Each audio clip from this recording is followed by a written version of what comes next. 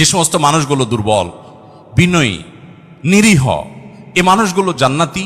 অর্থাৎ যদি তাদের ঈমান অন্য সব বিষয়গুলো ঠিকঠাক থাকে, পাশাপাশি তিনি যদি নিরীহ গোছের হন, বিনয়ী হন, বিনম্র হন, তিনি যদি খুব বেশি অহংকারী, অনেক বেশি রূঢ় স্বভাবের না হন, তাহলে এই মানুষগুলো জান্নাতি হওয়ার এটি একটি বড় লক্ষণ।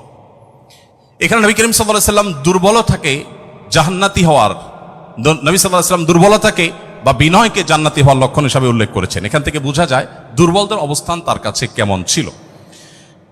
আমরা নবী সাল্লাল্লাহু আলাইহি ওয়াসাল্লামের যে দুর্বলদের প্রতি তার যে ভালোবাসা, তাদের অধিকার আদায়ের প্রচেষ্টা, তাদেরকে সমাজে তাদের যথাযথ অধিকার ফিরিয়ে দেওয়ার প্রচেষ্টা, সে সম্পর্কে যদি আমরা কয়েকটা উপমা দিতে চাই, আমরা একজন করে বলতে চাই। নারীদের ব্যাপারে বলতে চাই। ইতিমধ্যে ওবায়দুল্লাহ হামজা সাহেব আলোচনা করেছেন নারীদের সম্পর্কে, কিছু কথা হয়তো রিপিট হবে, তারপর আমি সংক্ষেপে শুধুমাত্র টাচ করে যাই।